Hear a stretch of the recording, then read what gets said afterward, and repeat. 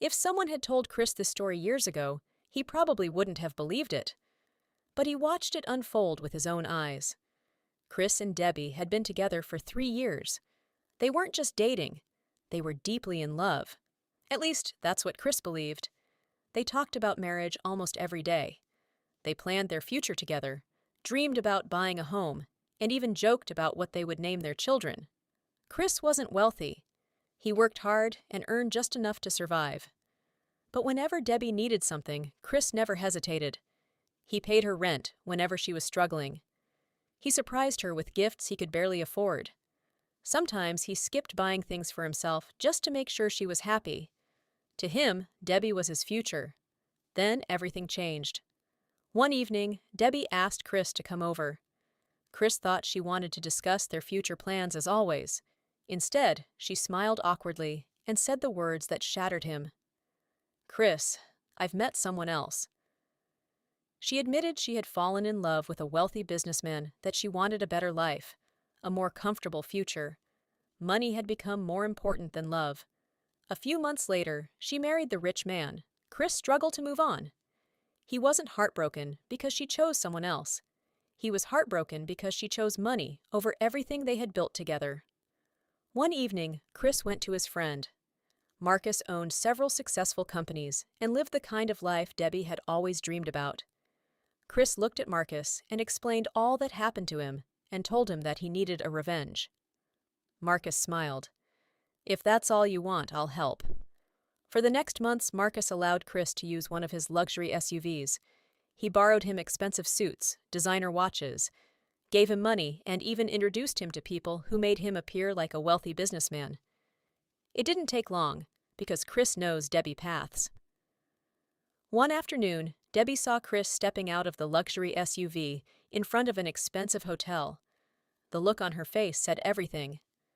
Within days, she started calling him, then texting and apologizing. She claimed marrying her husband had been the biggest mistake of her life. She insisted Chris had always been her true love. Chris never chased her. He simply allowed her to chase him. Then came the biggest surprise. Debbie filed for divorce. She walked away from her wealthy husband because she believed Chris had become richer than her husband. The divorce was finalized. She proudly returned to Chris, convinced she had made the right decision. Chris welcomed her back with a smile. For weeks, he treated her like a queen. Luxury shopping, weekend vacations, fine dining, everything she had always wanted. Then, one evening, he handed her a beautiful folder. "I bought you an apartment," he said, "in the exact estate you've always dreamed of living in." Debbie burst into tears of joy. She hugged him tightly. She kept saying she knew destiny had brought them back together. The apartment was breathtaking, modern, luxurious. What Debbie didn't know was that Chris had only rented it for 3 months. The documents inside the folder looked authentic, but they meant absolutely nothing. A few days later, Chris kissed her goodbye. "I have to travel for an important business trip. I'll be back soon."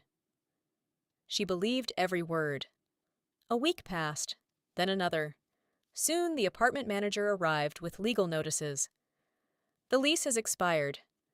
You need to vacate the property." Debbie laughed confidently. "This apartment belongs to me." She rushed inside and returned with the folder. The manager looked at the papers before quietly shaking his head. "Ma'am, these documents are fake. This property has never been sold." Her face instantly turned pale. She called Chris again and again.